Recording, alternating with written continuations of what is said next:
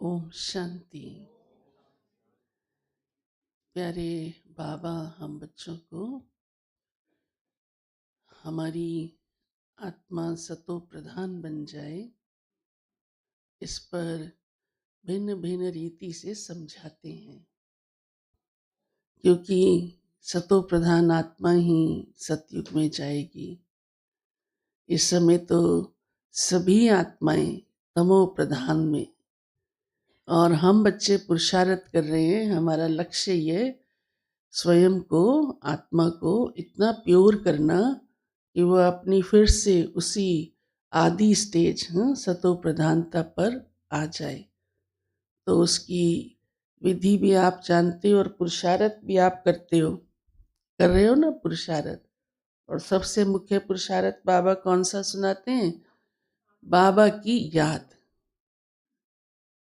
जितना याद करेंगे अधिक से अधिक, तो आत्मा शुद्ध होती जाएगी।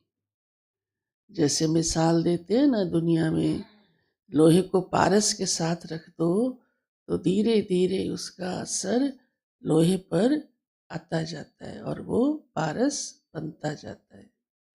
तो याद भी बाबा का संग है। बाबा से जुड़ना माना बाबा के समीप, बाबा के संग में आना, और उससे आत्मा क्लीन होती है, क्लियर होती है, सतो प्रधान होती है। तो आज बाबा ने याद को एक बहुत प्यारा मीठा शब्द दिया है कि याद इस प्रकार की है। तो वो प्यारे बाबा कहते हैं, याद है सैक्रीन। सैक्रीन मालूम है? कईयों को ना भी मालूम हो सकता है।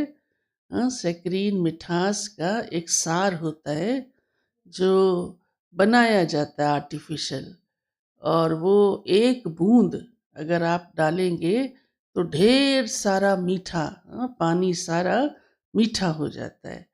मतलब कहने का अर्थ है कि इतनी उसके अंदर मिठास की क्वालिटी और क्वांटिटी इतनी अधिक होती है कि एक बूंद से ही वो इतना सब मीठा कर देता है। तो ऐसी हमारी याद हो, ऐसी याद हो। जो हम बाबा को याद करें उसमें इतनी शक्ति हो, इतना बाबा के साथ हमारा गहरा कनेक्शन हो कि वो घड़ियां ही हमारी आत्मा को क्लीन कर दें। जैसे आजकल दुनिया में भी बहुत प्रकार के डिटर्जेंट आ गए हैं, और हर एक अपने उसकी पावर बताता है कि देखो दाग पड़ा और मिट गया, क्या जादू दिखाते हैं। वो तो फिर ऐड का अच्छा तरीका है, चाहे वो मिटता काफ़ी देर में भी हो, 4 बार लगा के भी मिटता हो। तो बाबा हमारी आत्मा की कितनी क्लीनिंग कर देता है एकदम। बाबा की याद आत्मा में इतनी शक्ति भर देता है। तो ऐसी बाबा की हमारी याद होनी चाहिए। इतना मना हमारा मन एकाग्र हो क्योंकि एकाग्रता से स्थिरता आती है। अगर एकाग्रता नहीं, हलचल होती रहती है, इधर उधर ध्यान जाता रहता है, तो स्थिरता नहीं आती। और स्थिरता नहीं, जैसे देखो सूर्य की किरणें भी हम जब बचपन में भी करते थे, कोई भी लेंस उठा के तो देखते थे इस पे इकट्ठी हो रही है। अगर हाथ हिलता रहता था तो वो एकत्र नहीं होती थी, लेंस गर्म ही नहीं होता था।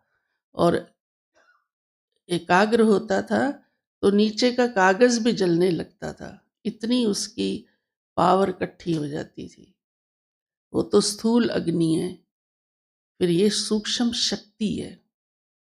ये शक्ति ही आत्मा को धोती है तो अग्नि कहा गया है, या उसकी गंदगी को मिटाती है तो अग्नि कहा गया है।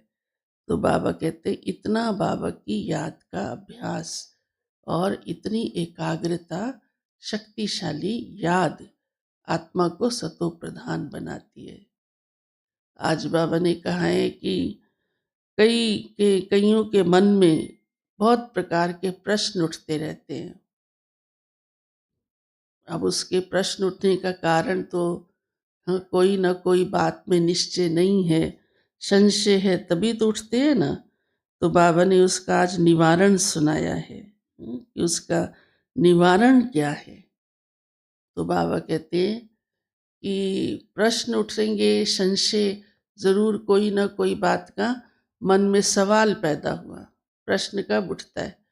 जब मन में कोई ना कोई संशय पैदा हुआ, ऐसा क्यों या क्या या कैसे।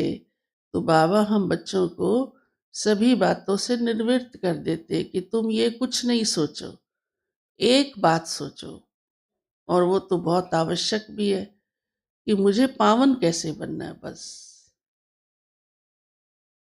भक्ति में भी सोचा था लेकिन रास्ता नहीं मिला था, अब सोचा है तो रास्ता मिला है ना। तो जब रास्ता मिल गया, बाबा कहते आपको तो मैंने बात ही एक कही है कि पहले पतित थे अब पावन बनो। बुलाया भी इसीलिए है, पावन बनने के लिए। और यही बाबा कहते हैं इसी धंधे में बिजी रहोगे, खुद को पवित्र बनाने में, तो प्रश्न रहेंगे ही नहीं। वैसे भी देखो, कोई भी प्रश्न की आप जड़ में जाओ तो कुछ ना कुछ नेगेटिव ही होता है। ऐसा क्यों, क्या, कैसे, नहीं होना चाहिए वो। तो जब आत्मा पवित्र बन जाती है तो उसके ख्यालात और प्रकार के रहते ही नहीं, उसका सोच ही पॉजिटिव हो जाता है, उसको किसी भी व्यर्थ बातों से भी सरोकार नहीं रहता। तो आज उसकी विधि बाबा ने सुनाई है प्रश्नों से पार होने की, कि अपने को पावन बनाने में लग जाओ। बस अपने पुरुषार्थ में व्यस्त रहेंगे तो और बातों में ध्यान जाएगा ही नहीं। जाता ही तब है जब अपने पुरुषार्थ की लगन इतनी नहीं होती। तो आज बाबा ने विशेष ये पुरुषार्थ हम सब बच्चों को कहा है।